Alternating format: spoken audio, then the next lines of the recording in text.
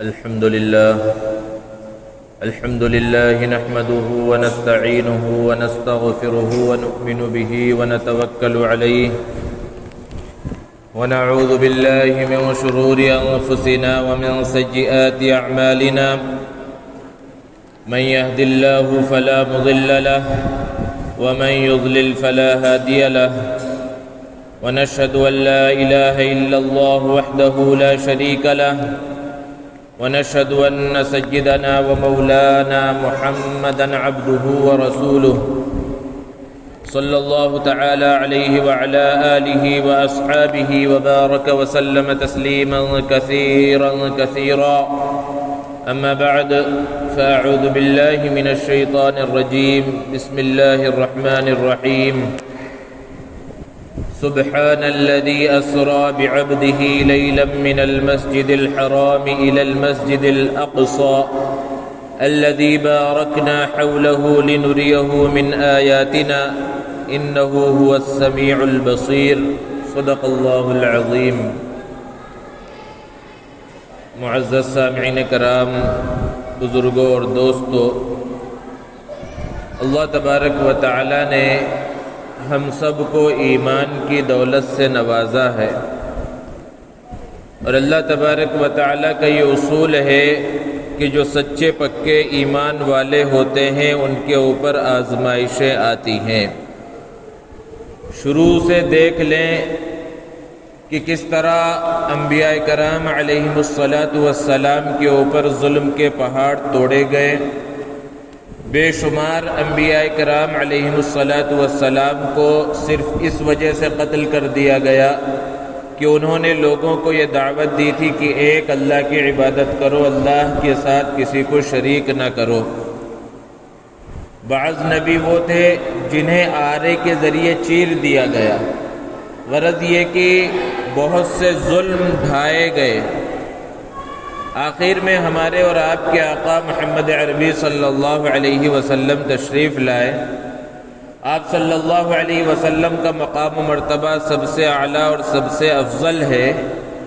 اللہ کے رسول صلی اللہ علیہ وسلم کو سب سے زیادہ ستایا بھی گیا ہے. خود آپ صلی اللہ علیہ وسلم نے ارشاد فرمایا کہ اللہ کے راستے میں مجھے جتنا ڈرایا گیا کسی کو نہیں ڈرایا گیا، جتنا مجھے ستایا گیا کسی اور کو اتنا نہیں ستایا گیا.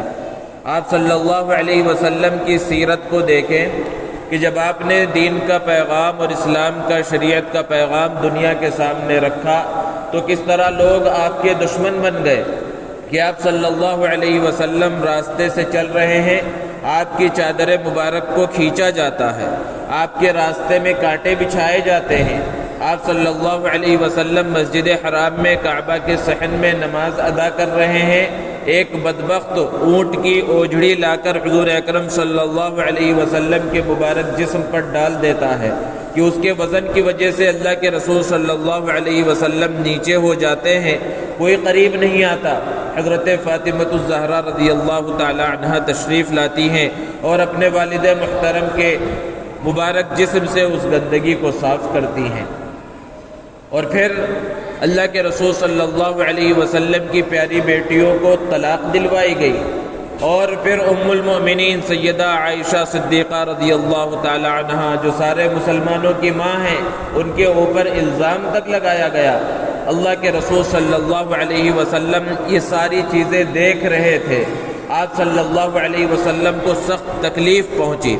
آپ صلی اللہ علیہ وسلم مکہ کے راستوں سے گزرتے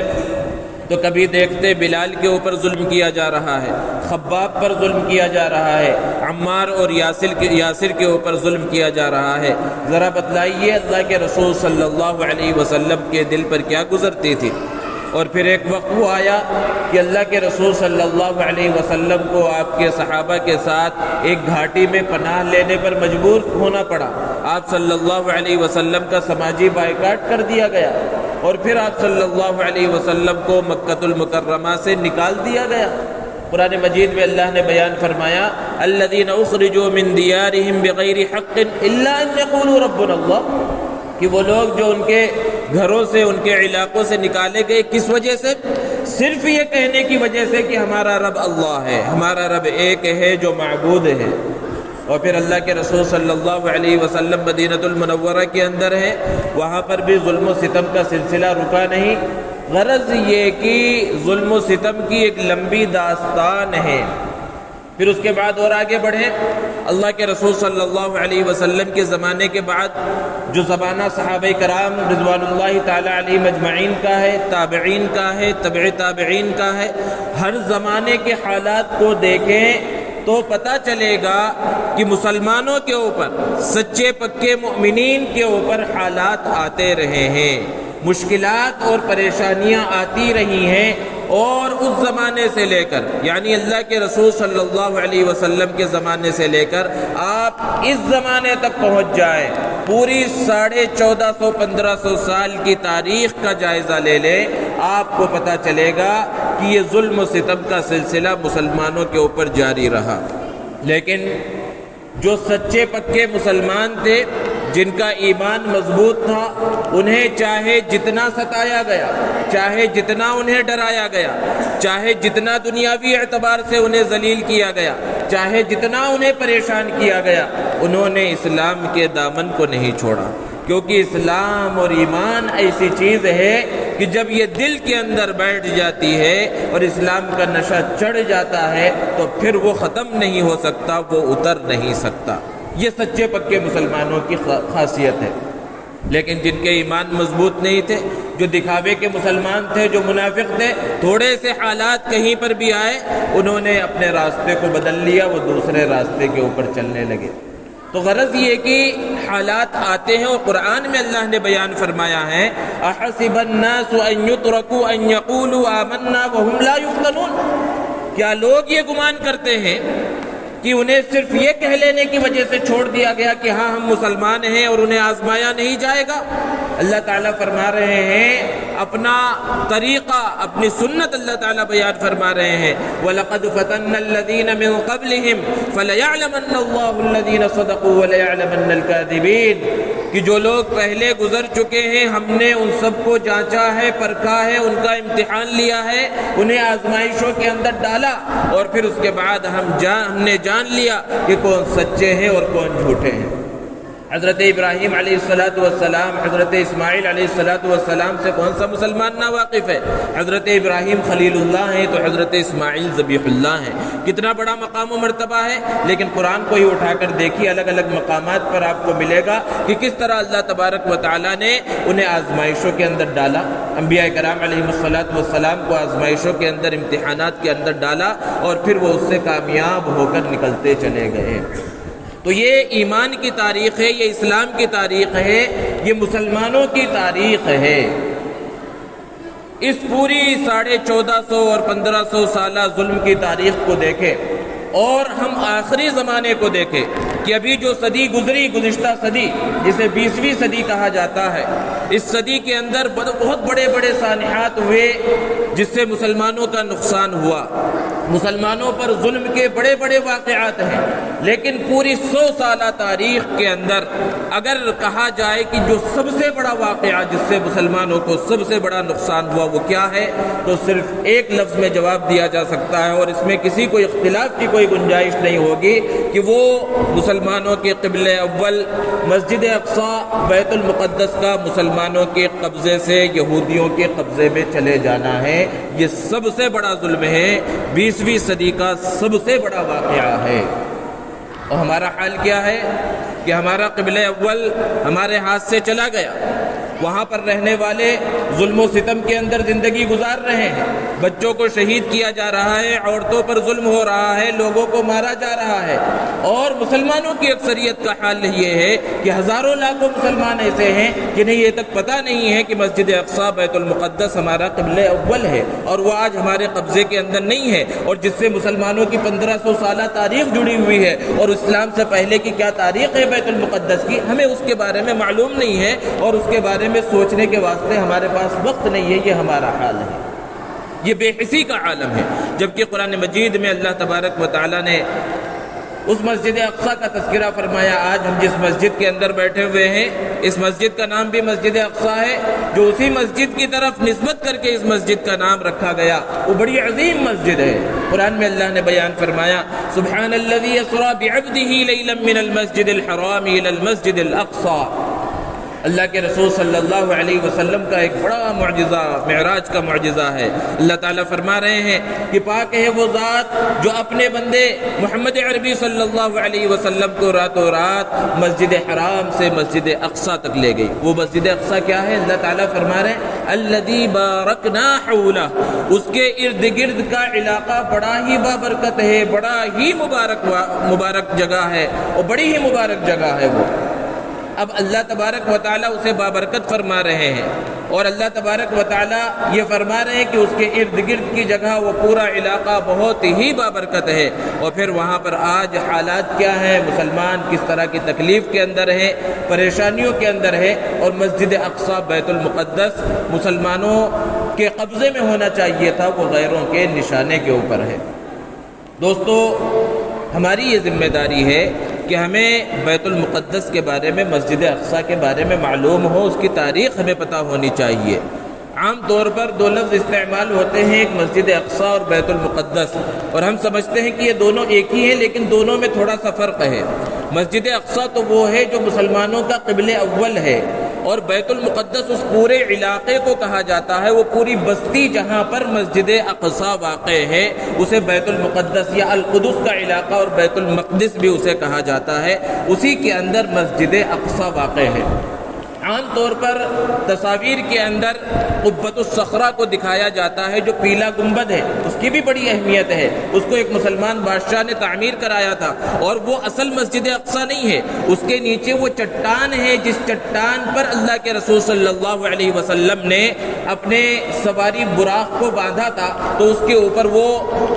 خوبصورت گنبد بنا دیا گیا، اور وہ مسجد اقصی کے احاطے کے اندر ہی داخل ہے۔ جس طرح مسجد اقصی قابل احترام ہے، اس طرح وہ قبۃ الصخرہ بھی قابل احترام ہے، اور بہت سے چھوٹے موٹے قبے وہاں پر موجود ہیں، وہ سب کے سب مسجد اقصی کے احاطے کے اندر ہی موجود ہیں۔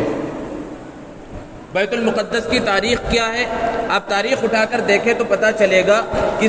بیت المقدس اور وہ علاقہ، اس علاقے کی تاریخ تقریباً 37 صدی پرانی ہے، یعنی 3700 سال پہلے وہ شہر آباد کیا گیا۔ اور بعض روایتوں سے پتہ چلتا ہے کہ حضرت نوح علیہ السلام کے بیٹے حضرت سام کی اولاد نے اس علاقے کو آباد کیا تھا، اور پھر اس کے بعد وہاں پر لوگ تھے، پھر اس کے بعد کفر و بت پرستی کا دورہ ہوا، اور وہاں پر مشرکین آباد ہو گئے۔ حضرت عیسیٰ علیہ السلام کی پیدائش سے تقریباً 1500 سال پہلے وہاں پر ایک بنی اسرائیل کے پیغمبر نے حملہ کیا، اپنے جو بنی اسرائیل کے لوگ تھے ان کو ساتھ لے کر، اور اس علاقے کو فتح کیا، اور وہاں پر پہلی مرتبہ بنی اسرائیل آباد ہوئے۔ اور اس زمانے میں بنی اسرائیل کون تھے؟ وہ اچھی قوم تھی، ان کا تذکرہ اللہ نے قرآن میں بیان فرمایا، انی فضلتکم علی العالمین، کہ سارے دنیا جہان والوں پر انہیں فضیلت حاصل تھی، وہ سچے پکے لوگ تھے، اچھے لوگ تھے۔ لیکن جب وہ وہاں پر آباد ہوئے، اس کے بعد ان کے اندر پھر جب خرابی آئی، اور ان کے اندر بہت ساری خرابیوں نے جنم لے لیا، تو تقریباً 500 قبل مسیح میں، یعنی حضرت عیسیٰ علیہ السلام کی ولادت سے 500 سال پہلے ایک ظالم بادشاہ بخت نصر نے حملہ کیا، اور پورے علاقے کو تخت و تاراج کر دیا، بہت تباہی مچائی کہ ہر طرف صرف راکھ ہی راکھ اور آگ ہی آگ نظر آ رہی تھی۔ وہاں پر جتنے بھی بنی اسرائیل آباد تھے، یہود کی قوم آباد تھی، سب کو تباہ و تاراج کر دیا۔ اور جب بخت نصر بیت المقدس سے جانے لگا تو روایتوں کے اندر ہے کہ 1 لاکھ بنی اسرائیل کو قید کر کے اپنے ساتھ لے کر گیا، اور جب وہ جا رہا تھا پورا شہر تباہ و برباد ہو چکا تھا، کچھ بھی وہاں پر باقی نہیں رہا تھا۔ پھر اس کے بعد آہستہ آہستہ بنی اسرائیل کے لوگ پھر آ کر آباد ہوئے۔ اسی درمیان حضرت عیسیٰ علیہ السلام کی ولادت ہوئی، اور حضرت عیسیٰ علیہ السلام جب نبی بنائے گئے، انہوں نے اللہ کا پیغام دنیا کے سامنے رکھا، اور بنی اسرائیل چونکہ مخاطب تھے، اور بنی اسرائیل وہ تو پوری قومیں ہیں جن میں بہت سارے نبی آئے، اب حضرت عیسیٰ علیہ السلام نے انہیں سبق دیا کہ اب مجھے نبی مانو، اب تمہاری کامیابی اس کے اندر ہے کہ عیسائیت کو قبول کرو۔ اب پھر اس کے بعد وہ بنی یہودی جو تھے وہ حضرت عیسیٰ علیہ السلام کے دشمن ہو گئے، انہوں نے حضرت عیسیٰ علیہ السلام کو قتل کرنا چاہا، اور اللہ تبارک و تعالیٰ نے حضرت عیسیٰ علیہ السلام کو اس دنیاوی جسم کے ساتھ صحیح سالم آسمانوں کے اوپر اٹھا لیا۔ اور پھر اس کے بعد وہاں پر یہودیوں کے درمیان اور عیسائیوں کے درمیان بیت المقدس کے سلسلے میں آپس میں جھڑپیں ہوتی رہی۔ یہودی یہ کہتے رہے یہ ہمارا علاقہ ہے، عیسائی یہ کہتے رہے یہ ہمارا علاقہ ہے۔ پھر اس کے بعد ایک ظالم بادشاہ نے بھی حملہ کیا، اور اسی طرح یہ سلسلہ چلتا رہا، اور آخر میں عیسائیوں نے اس علاقے کے اوپر قبضہ کر لیا۔ جب اللہ کے نبی صلی اللہ علیہ وسلم اس دنیا کے اندر تشریف لائے اور آپ صلی اللہ علیہ وسلم کو نبوت کی عظیم ذمہ داری دی گئی، اس وقت جو بیت المقدس کا علاقہ ہے اس علاقے پر عیسائی آباد تھے، ان کا قبضہ تھا۔ اللہ کے رسول صلی اللہ علیہ وسلم کی دلی خواہش تھی کہ اس علاقے کو فتح کر لیا جائے، اور بیت المقدس کا جو علاقہ ہے وہ دراصل ملک شام کے اندر ہے۔ آج جب ملک شام بولا جاتا ہے، جسے سیریا کا لفظ دیا جاتا ہے، تو اس سیریا کے اندر بیت المقدس کا علاقہ نہیں آتا، لیکن احادیث کے اندر جب ملک شام آپ پڑھیں گے، جہاں پر بھی ملک شام کا تذکرہ آئے گا، تو اس ملک شام سے وہ صرف سیریا کا علاقہ مراد نہیں ہے، جہاں 90% سے زیادہ سنی آباد ہیں، لیکن ان کے اوپر مظالم کے پہاڑ وہاں پر بھی توڑے جا رہے ہیں، وہ صرف سیریا کا علاقہ مراد نہیں ہے، بلکہ احادیث میں جہاں جہاں بھی ملک شام کا تذکرہ آیا ہے، تو اردن کا علاقہ، فلسطین کا علاقہ، یہ سارے علاقے سیریا کے اندر تھے، اور تقریباً 125 سال پہلے ملک شام کے حصے بکھرے کیے گئے اور اس کے الگ الگ حصے بنا دیے گئے، الگ الگ ٹکڑوں کے اندر تقسیم ہو گیا، جس کی وجہ سے فلسطین کا علاقہ بھی ملک شام سے الگ ہو گیا۔ اللہ کے رسول صلی اللہ علیہ وسلم نے دنیا سے پردہ فرما جانے سے پہلے حضرت اسامہ رضی اللہ تعالی عنہ کا جو لشکر تیار کیا تھا وہ ملک شام کی فتح کے واسطے تھا، وہ لشکر روانہ بھی ہو چکا تھا، لیکن اللہ کے رسول صلی اللہ علیہ وسلم کی وفات کی خبر سن کر واپس آیا۔ پھر حضرت ابوبکر صدیق رضی اللہ تعالی عنہ نے مرتدوں سے مقابلہ کرنے کے بعد ملک شام کی جانب وہ لشکر روانہ کیا، اور پھر اس کے بعد حضرت عمر فاروق رضی اللہ تعالی عنہ کا جب دور خلافت آیا تو وہ پورا علاقہ فتح ہوا۔ حضرت عبیدہ ابن الجراح رضی اللہ تعالی عنہ اور حضرت عمرو بن العاص رضی اللہ تعالی عنہ کے ذریعے وہ بیت المقدس کا علاقہ، وہ فلسطین کا علاقہ فتح ہوا۔ مسلمان فاتحانہ انداز میں داخل ہوئے، ایک قطرہ خون کا نہیں بہایا گیا، لیکن عیسائی حکومت چھوڑنے کے واسطے تیار نہیں تھے۔ ان کی ایک شرط تھی، شرط یہ تھی کہ امیر المؤمنین حضرت عمر فاروق رضی اللہ تعالی عنہ خود یہاں پر آئیں اور ہم سے معاہدہ کریں، ہم براہ راست ان سے بات کریں گے۔ جبکہ حضرت عمر فاروق رضی اللہ تعالی عنہ جب سے خلیفہ بنے تھے، حج اور عمرہ کے علاوہ وہ مدینہ المنورہ سے باہر نہیں نکلے تھے، صحابہ انہیں باہر جانے نہیں دیتے تھے کہ آپ یہیں سے حکومت کے معاملات کو سنبھالیں، جنگ کے لیے اور غزوات اور جہاد کے واسطے ہم جائیں گے۔ لیکن حضرت عمر فاروق رضی اللہ تعالی عنہ سے جب کہا گیا کہ بیت المقدس کا علاقہ فتح ہو چکا ہے، لیکن معاہدے کے واسطے عیسائی آپ کا انتظار کر رہے ہیں کہ وہ آپ کے ساتھ ہی معاہدہ کریں گے، تو حضرت عمر فاروق رضی اللہ تعالی عنہ نے اپنے غلام حضرت اسلم کے ساتھ فلسطین کا سفر کیا۔ وہ واقعات آپ سن چکے ہیں، اور فلسطین کے علاقے میں جب پہنچے ہیں اللہ کے رسول صلی اللہ علیہ وسلم، بیت المقدس کے اندر پہنچے، مسلمان فاتحانہ انداز میں وہاں پر موجود ہیں، انہوں نے استقبال کیا، عیسائیوں نے بھی استقبال کیا، اور عیسائیوں نے اپنے گھروں کے دروازے کھول دیے، ان کے جو گرجا تھے، جو چرچ تھے، اس کے دروازے کھول دیے۔ حضرت عمر فاروق رضی اللہ تعالی عنہ کے حوالے وہ پورا ملک کر دیا، اور انہوں نے اس خواہش کا اظہار کیا کہ آپ ہمارے گرجا کے اندر تشریف لائیے اور وہاں پر نماز ادا کیجیے۔ لیکن حضرت عمر رضی اللہ تعالی عنہ نے انکار کر دیا۔ اس وجہ سے انکار نہیں کیا کہ گرجا کے اندر نماز نہیں ہوگی، بلکہ اس وجہ سے انکار کر دیا کہ کہیں میں نماز پڑھ لوں تو لوگ یہ نہ سمجھنے لگے کہ وہ گرجا مسلمانوں کا ہو گیا اور کوئی بھی مسلمان وہاں جا کر نماز پڑھ سکتا ہے، اس لیے نماز پڑھنے سے انکار کر دیا۔ اور وہ ملک جو تقریباً اتنے سالوں سے، اتنے صدیوں سے وہاں پر موجود تھا، اور وہ ملک ہمیشہ جنگیں دیکھتا ہوا آ رہا تھا، ہمیشہ بد امنی کا دورہ تھا، لیکن حضرت عمر رضی اللہ تعالی عنہ اور ان کے لشکر نے ایک بھی شخص کا خون بہائے بغیر وہ پورا ملک فتح کر لیا، اور مسلمانوں کے قبضے میں بیت المقدس آ گیا۔ وہ بالکل اسلام کی ابتدائی تاریخ ہے، خلیفہ ثانی کا وقت ہے، اس زمانے سے لے کر پھر 400 سال کا زمانہ اس طرح گزرا کہ وہ بیت المقدس، مسجد اقصی مسلمانوں کے قبضے میں رہا۔ پھر اس کے بعد یہ عیسائی حکومت صلیبی جو بالکل کمزور ہو چکے تھے، پھر یہ مضبوط ہوئے، اور صلیبیوں نے تقریباً 400 سال کے بعد پھر حملہ کیا اور بیت المقدس پر دوبارہ قبضہ کر لیا۔ دونوں تاریخیں موجود ہیں. آپ غیر جانبدار ہو کر دونوں تاریخیں اٹھا کر دیکھیے. ایک طرف وہ تاریخ ہے کہ حضرت عمر رضی اللہ تعالی عنہ کا لشکر صحابہ کرام کا لشکر ہے, ایک قطرہ خون بہائے بغیر اتنے بڑے علاقے کو فتح کر رہا ہے اور دوسروں کو امن و امان دے رہا ہے. پھر 400 سال کے بعد جب صلیبی قابض ہوتے ہیں, آپ تاریخی روایتیں اٹھا کر دیکھیے کہ انہوں نے جب اس علاقے کے اوپر بیت المقدس کے اوپر حملہ کیا ہے تو ایک ایک دن میں 70 ہزار مسلمانوں کو قتل کیا, شہید کیا ہے. یہ ان کی تاریخ ہے. ایک طرف اسلام کی تاریخ ہے, مسلمانوں کی تاریخ ہے امن و امان والی, اور دوسری طرف دوسروں کی تاریخ ہے. دونوں تاریخیں آپ پڑھیے تو پتہ چلے گا کون امن و امان والے ہیں, امن پسند ہے, اور کون دہشت گرد ہے. تو جب 400 سال کے بعد پھر صلیبی طاقتوں کے ہاتھوں میں بیت المقدس چلا گیا, 88 سال تک پھر ان کے قبضے میں رہا. پھر حضرت نور الدین زنگی رحمۃ اللہ علیہ کے ایک فوجی جن کو دنیا سلطان صلاح الدین ایوبی رحمۃ اللہ علیہ کے نام سے جانتی ہے اور آگے چل کر وہ بھی بادشاہ بنے, انہوں نے پھر بیت المقدس کو فتح کیا. صرف 88 سال تک بیت المقدس صلیبیوں کے قبضے میں رہا تھا. پھر اس کے بعد سلطان صلاح الدین ایوبی رحمۃ اللہ علیہ نے جب اس پر فتح حاصل کی, اس وقت سے لے کر یہ آخری صدی جو ہے اس وقت تک مسلمانوں کے قبضے میں رہا. اور پھر اس کی تاریخ کس طرح بدلتی ہے کہ جب 20ویں صدی کا آغاز ہوتا ہے,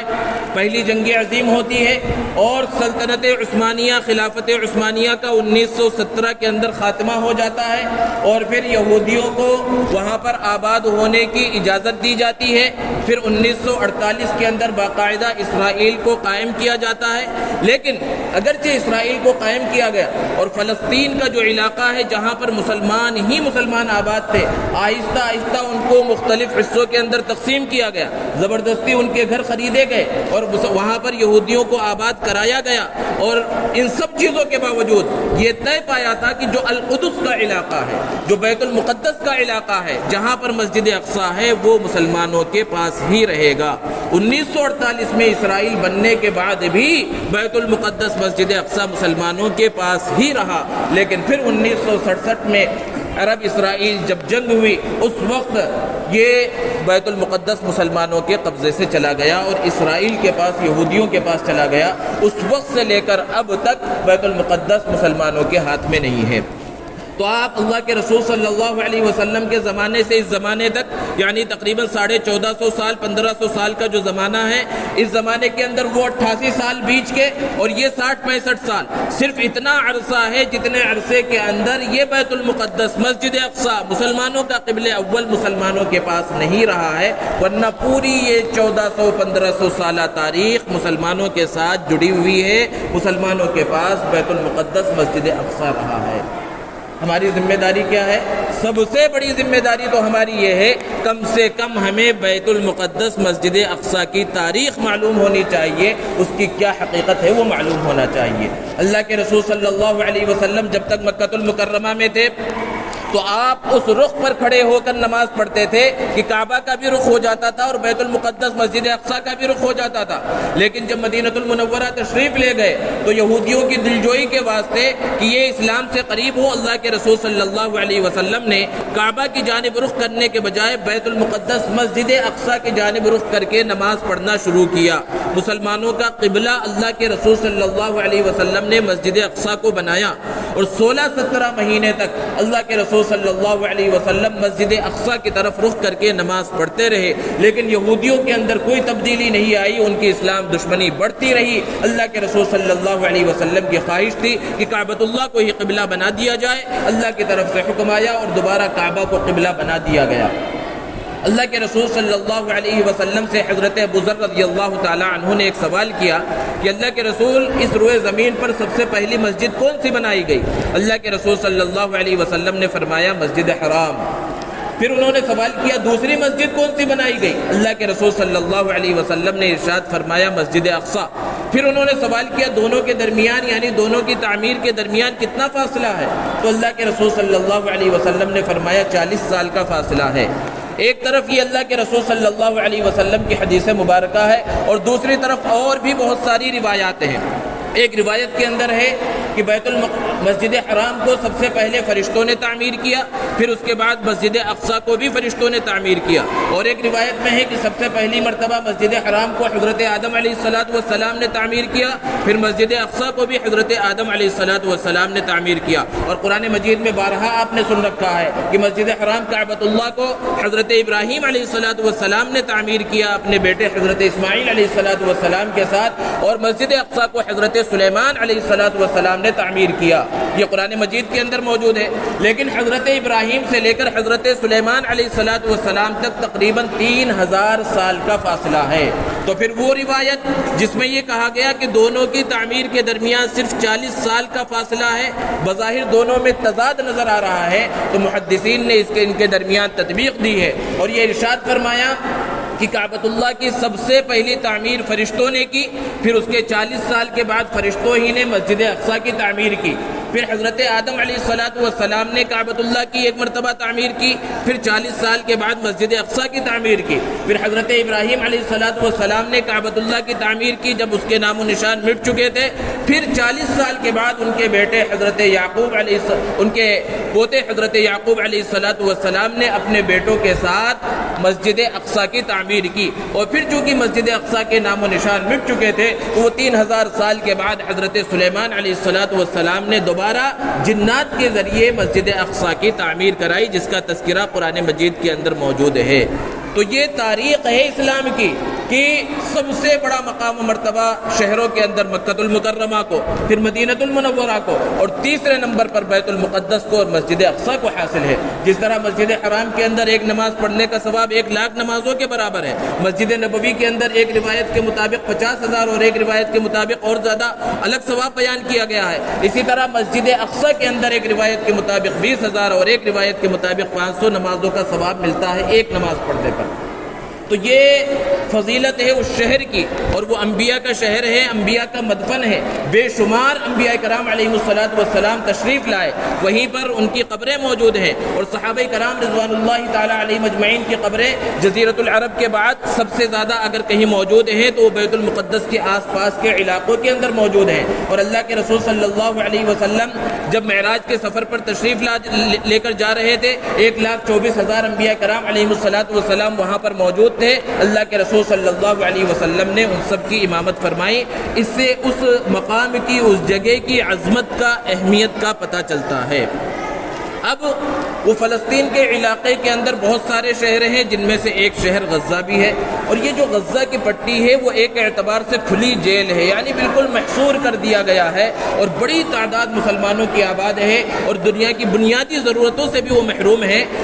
جغرافیائی اعتبار سے وہ غزہ کا جو علاقہ ہے بہت ہی اہمیت کا حامل ہے، اس لیے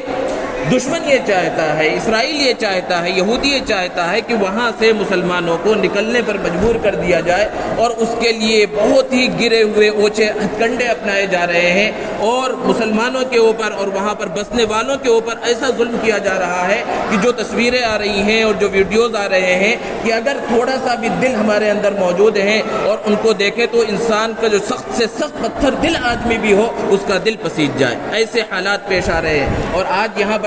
دور بیٹھ کر ہم چاہے جتنے بڑے عبادت گزار اور تہجد گزار ہونے کا دعویٰ کر لے، وہ اس مقام پر رہ کر ایک مرتبہ سبحان اللہ اور اللہ اکبر کی جو صدائیں وہ چھوٹے چھوٹے بچوں کی زبانوں سے جو نکل رہی ہیں، ہماری لمبی لمبی نمازیں اس کے مقابلے میں کچھ بھی اہمیت نہیں رکھتی۔ ہم اتنے دور بیٹھ کر کیا کر سکتے ہیں؟ ہم یہ کر سکتے ہیں کہ کم سے کم ہم سچے دل کے ساتھ ان کے واسطے دعا کریں۔ اللہ کے رسول صلی اللہ علیہ وسلم نے ارشاد فرمایا،